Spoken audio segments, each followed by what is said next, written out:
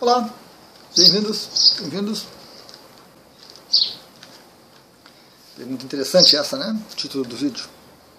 Existem mentores, paradores, divindades, seres de luz, mentores espirituais, gurus, hierarquias celestiais? Existem? Sim, existem. Existem. Porém, tem alguns detalhes. Interessantes a esse respeito. Existem alguns conceitos e algumas ideias que nós, seres humanos, temos a esse respeito, sobre esse assunto, que realmente são coisas descartáveis.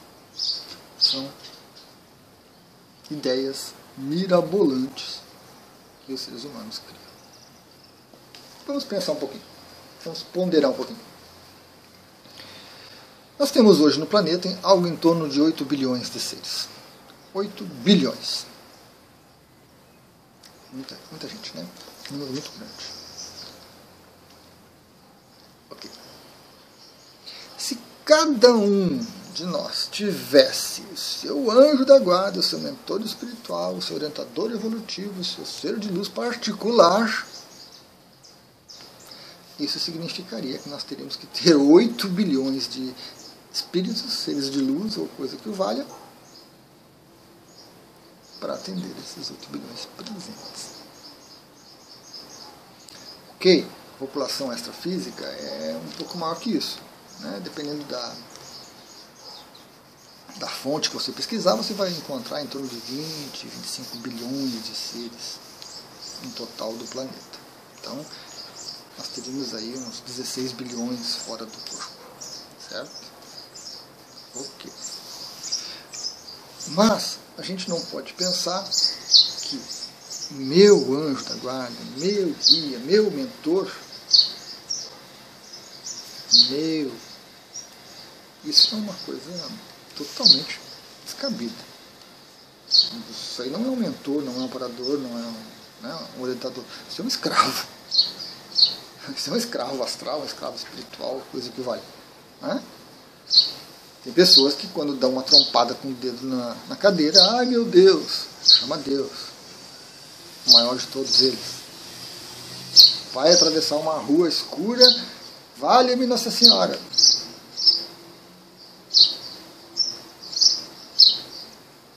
Vai fechar um negócio, lá que me ajude porque dê certo. Minha.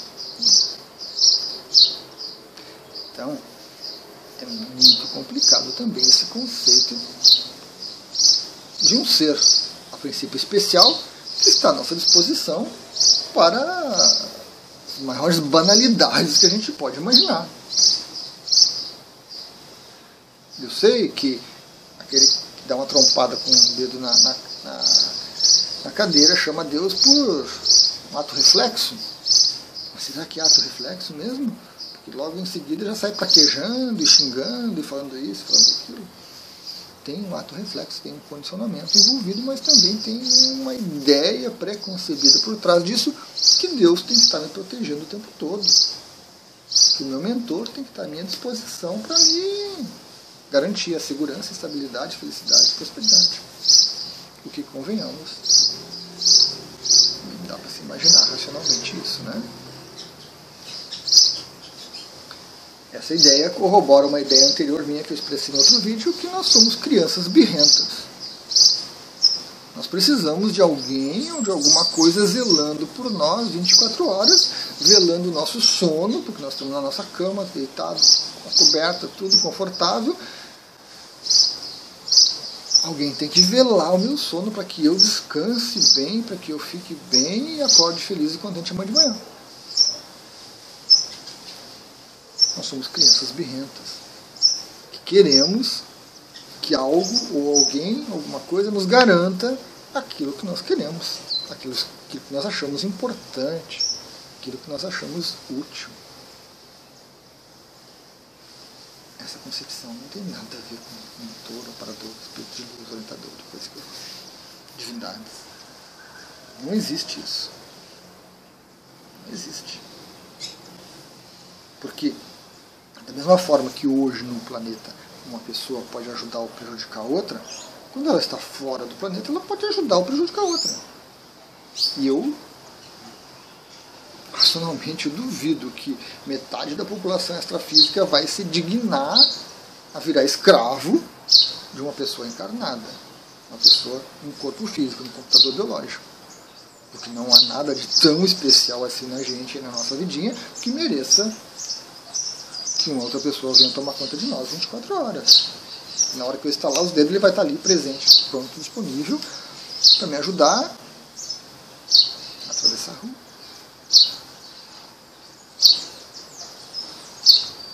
Então, acho que essa ideia precisa ser desconstruída. Porque esses seres, ou seres que desempenham esse papel, não são nossos escravos, não estão à nossa disposição e não estão tão preocupados assim se eu vou passar no vestibular esse ano ou não, se eu vou ficar grávida esse mês ou no outro, ou se não estão. Até porque no fundo nós não queremos isso. Esse é uma face nossa, um aspecto nosso dessa criança birrenta, né? Porque no fundo eu quero eu decidir. Eu não quero que ninguém se meta na minha vida.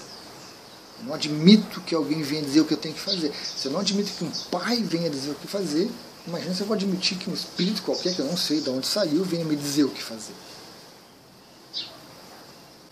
Então, muitos de nós têm dentro de si um conflito imenso entre pedir ajuda desesperadamente por qualquer trompadinha na cadeira e aquela necessidade de livre-arbítrio, aquela necessidade de eu mando, eu faço, eu sou, que não admite que ninguém se meta.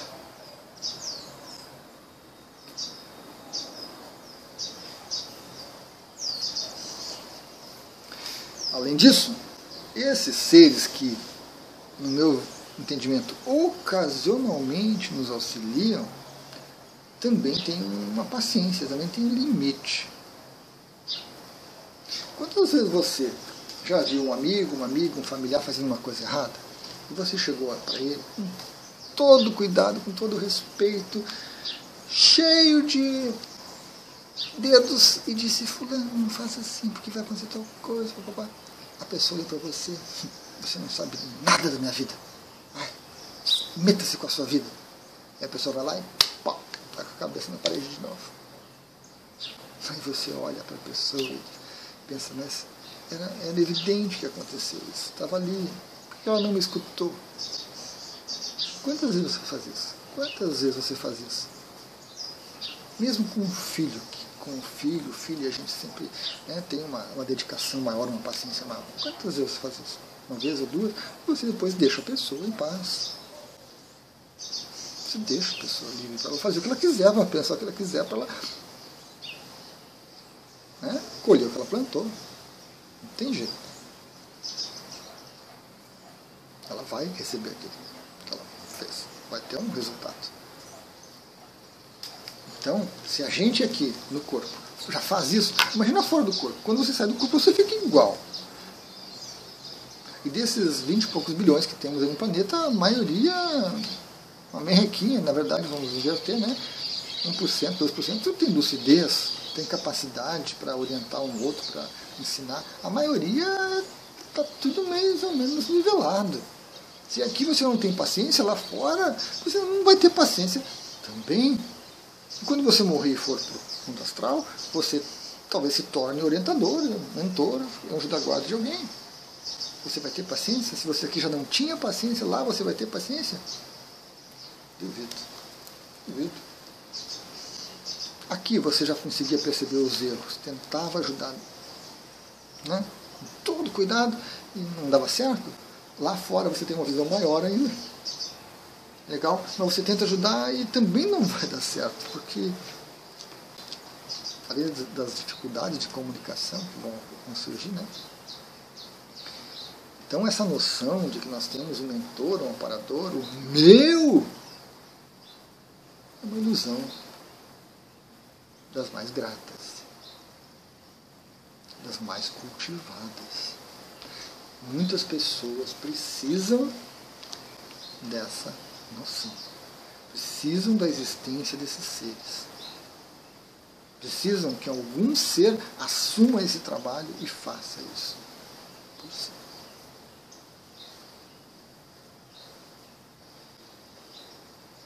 Nós temos na literatura espírita um caso muito interessante, que sempre quando eu leio isso em algum lugar, em algum livro, vejo alguma passagem, me diverte muito, eu acho que realmente é a realidade, que é a relação entre o Chico Xavier e o Emmanuel. Emmanuel é uma figuraça, é uma pessoa assim, um ser íntegro, cumpre a sua função, não vai uma vírgula além daquilo que ele faz. E ele tem alguns embates com o Chico que a gente fica, né, percebendo essa necessidade humana de alguma coisa, e o Emmanuel lá fica impassível. Chora, Chico. Sofre, Chico. Tu é especial, Chico? Não, tu não é especial. E ele é direto, ele é franco, ele é às vezes de uma rudeza, né, uma coisa assim, grosseira, de tão direto e implacável que ele é. E a gente vê o Chico se batendo com aquilo, né? E às vezes ficando bravo, e depois ele começa a levar numa boa, ele começa a entender a coisa. Mostra mais ou menos assim uma visão interessante, né? E o Emmanuel não era o anjo da guarda do Chico, não era o mentor, não era nada. Ele tinha uma relação interessante ali que os dois cultivavam. Certo? Embora muitas vezes ele seja mencionado como mentor ou coisa assim. Então a gente vai observar que as pessoas têm necessidade. As pessoas têm necessidade do anjo da guarda. Para mim, anjo da guarda vai até os 12, 13 anos. Mas tem pessoas de idade que gostam de ver anjo da guarda, gostam de ter anjo da guarda. A ideia de um ser alado, com espada flamejante do seu lado para lhe proteger contra todo o mal é fundamental na vida dessas pessoas. Então essa ilusão é algo assim que é algo muito precioso para muitas pessoas, que não vai se desfazer com tanta facilidade, por mais racional que a pessoa seja. Bom, então, se não há tanta gente disponível para esse papel de mentor, amparador, blá blá blá blá, se não há tanta gente com paciência para isso, e se há tanta necessidade do outro lado, não só aqui, às vezes lá na extrafísica a gente continua com a necessidade de ter um mentor, né? Então nós temos o corpo material aqui, temos o corpo astral aqui, quando a gente está aqui a gente quer que tenha alguém mais acima que seja nosso mentor. A coisa vai numa cadeia de sequência. Porque se aqui na Terra, no mundo físico, você já precisa de um amparador, lá no mundo astral você também vai precisar, né? Os perigos lá são maiores, então você vai precisar também. Mas, então, como é que fica? Porque essa conta não fecha. Não tem tanta gente disponível em número, não tem tanta gente disponível em paciência para ficar cuidando de criança birrenta. Não tem. E mesmo que a criança seja uma pessoa que esteja iludida com aquela coisa, que esteja essa ilusão tão forte, não tem alguém. Como é que funciona? Porque afinal, muitas e muitas pessoas percebem a presença desses amparadores, desses mentores, desses anjos. Muitas pessoas pedem com tanta vontade e com tanta dedicação. Tantas pessoas relatam que existem, que sentem a presença e que são ajudados. E eu dou o meu testemunho também de que em momentos difíceis, onde eu pedi ajuda, eu recebi. Às vezes até muito palpável a coisa. É uma presença, assim, algo significante realmente. Então, como é que funciona? No meu entendimento, existem, sim, seres e espíritos, criaturas, que desempenham essa função de mentores, amparadores, blá blá blá, ocasionalmente. Quando você dá trompada com o dedão do pé na cadeira, não. Te vira. Te vira. Quando você vai dormir de noite, te vira. A tua noite é fruto dos teus pensamentos, é fruto das tuas ações. Cresça, seja responsável. Para de pedir ajuda. Então, tem alguns seres que fazem isso. Tem alguns seres que são muito pacientes, muito melosos e se grudam em ti. Aí nós criamos uma relação simbiótica ali muito ruim. Porque, na verdade, aquele ser não está te ajudando realmente. Ele está grudado em ti, vivendo contigo. Outra coisa. Mas existem. Certo? Existem esses seres que fazem isso. Motivos mais diversos. Mas, eu diria que 90% ou mais dos casos não são mentores, não são divindades, não são seres de luz, não são os mestres ascensionados, nada disso. Eu diria que mais de 90% dos casos, quem ajuda, quem cuida, quem está presente, quem auxilia, é você mesmo. É a sua própria consciência que está cuidando de você. Não são coisas externas. Não são seres externos. É a sua própria consciência. E para algumas consciências, essa presença de seres externos é algo que é negociável. Ou seja, a consciência assume a sua vidinha, ela cuida de você e ela faz tudo por você. E quando ela precisa que algo externo venha te ajudar, ela vai negociar isso aí. Não vai ser porque você aqui pediu, gritou, berrou, caiu no chão rolando, fez aquele showzinho todo que a criança birrenta faz. Não. Você está precisando de ajuda numa determinada área. A consciência vai lá, pega o cartelzinho ali de todas as vidinhas dela, suas, que ela tem. Ah, lá naquela época tinha um carinha que fazia isso. Vai lá, pega o carinha e coloca do ladinho de você. Assédio? Obsessor espiritual? Não. É você ajudando você mesmo. Arquitetado pela sua consciência, não pela sua mente. Ah, eu estou precisando, então eu devo ter uma vidinha lá naquele tempo, né, que vem cá, vem me ajudar. Não funciona assim, gente. Não funciona. Nossa mente tem muito pouca compreensão desse processo todo para atuar nesse nível. Isso é algo muito maior do que a nossa mente atual. Mas a consciência faz isso. Então, muitas vezes, esse ser que vem, que é uma outra vidinha sua, às vezes com uma energia muito boa, às vezes com uma energia muito ruim, às vezes mais ou menos, às vezes coisa e tal, algumas pessoas percebem e chamam de Deus, Jesus, Maria, Paninho, Lakshmi, Iemanjá, Oxalá, Ra, Isis, o que for. Porque a gente vê aquilo, percebe aquela energia maior que a gente e naturalmente, se é maior que eu, então é um Deus. A criança birrenta tem esse detalhe, né? Tudo que ela vê é maior do que ela.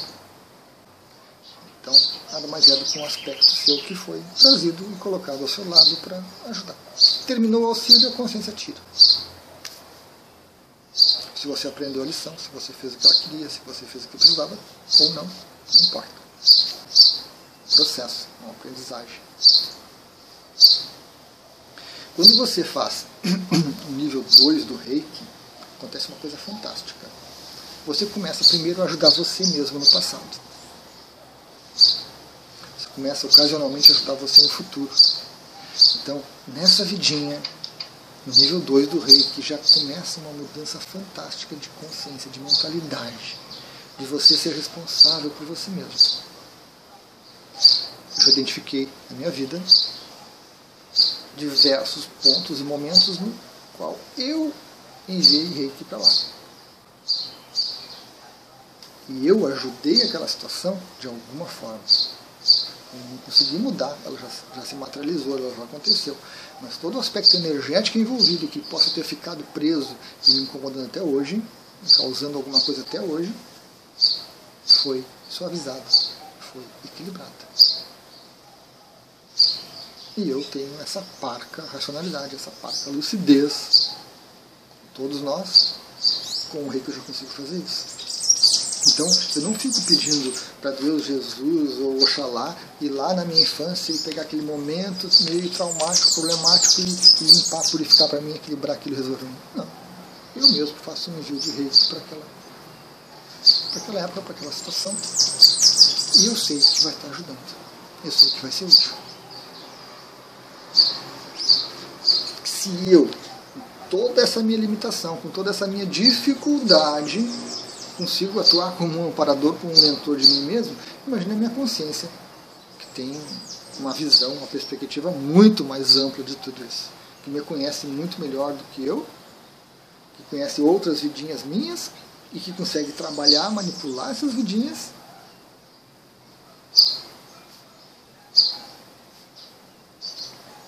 Os limites para o que ela pode fazer são muito menores do que eu posso fazer.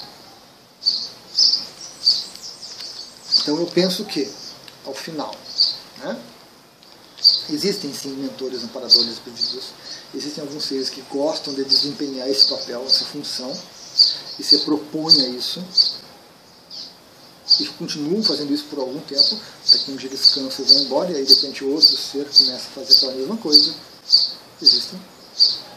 Existem pessoas que gostam de nós, que estão fora do corpo. Um pai que já morreu, uma mãe que já morreu, um avô, um tio, uma tia, um filho que já morreu, que vem nos ajudar ocasionalmente. Ocasionalmente também existem. Certo? Existe essa presença. Ela não é tão constante como nós queremos, ela não atende a todos os nossos desejos como nós queremos, mas existe, está disponível.